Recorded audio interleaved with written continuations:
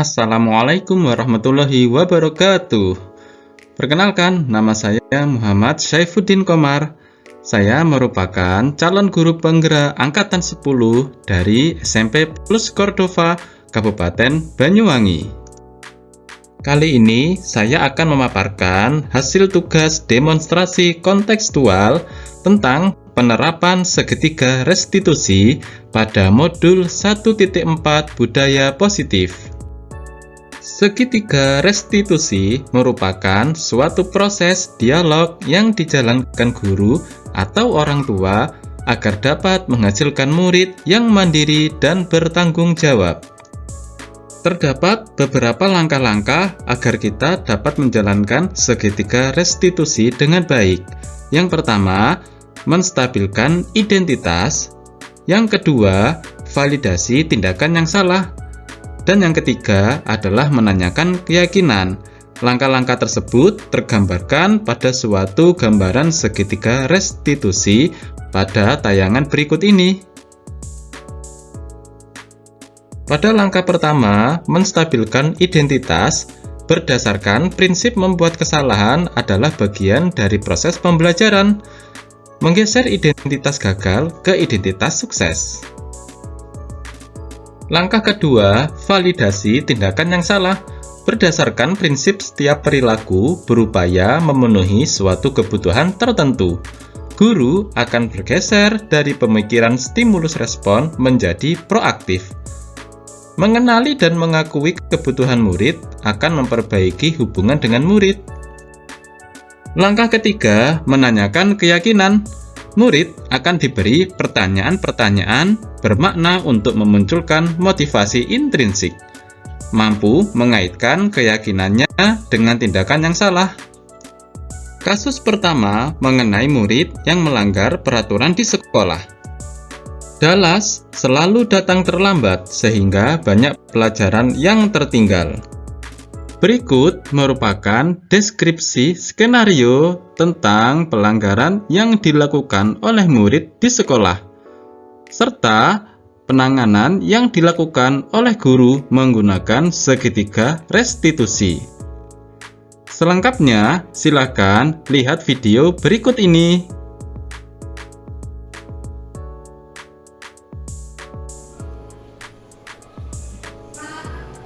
Waduh, terlambat lagi.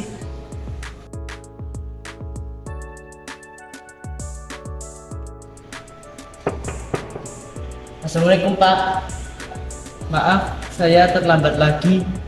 Bolehkah saya masuk? Lagi-lagi hari ini kamu datang terlambat di pelajarannya Bapak. Tadi datangnya jam berapa, Dallas? Tadi jam 7.20 Pak. 7.20. Harusnya masuk ke sekolah di jam pertama masuk kelas jam berapa, Dallas? Jam 7 pas. Jam 7 pas ya, kita sudah memulai pelajaran di jam pertama. Ini Dallas, menurut catatan Bapak, kamu sudah terlambat ini lebih dari 5 kali. Iya Pak, benar. Saya sudah 7 kali terlambat di pelajarannya Bapak. Nah Dallas, kira-kira terlambat masuk ke sekolah, terlambat masuk ke kelas, itu merupakan kesalahan atau bukan? Kesalahan Pak.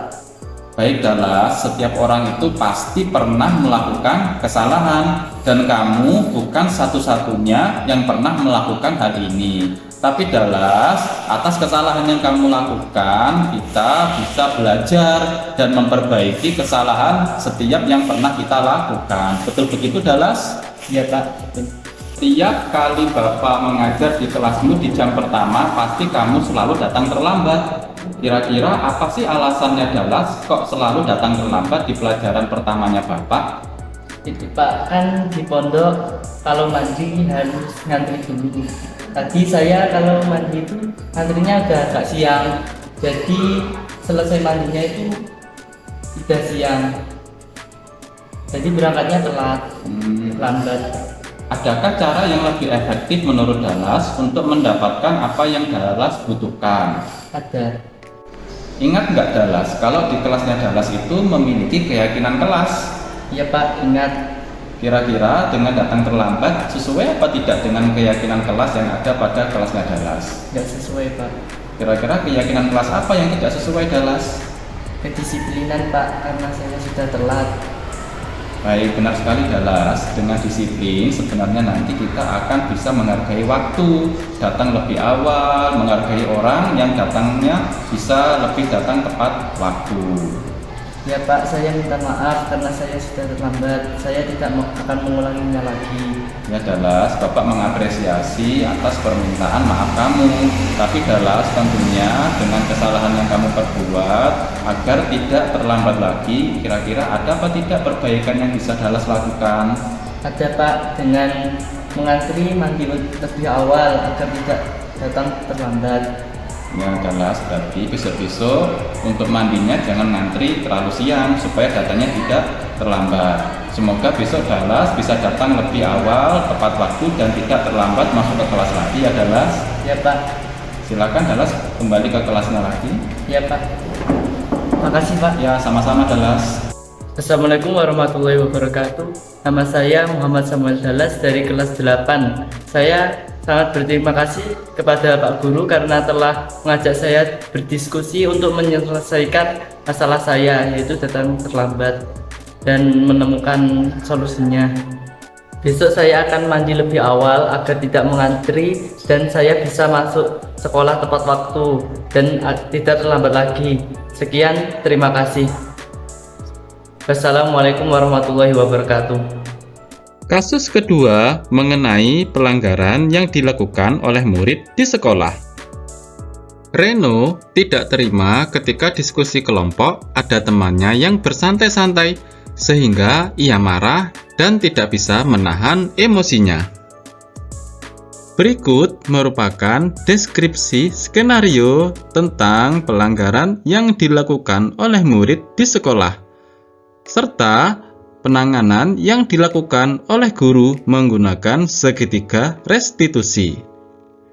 Selengkapnya, silakan lihat video berikut ini.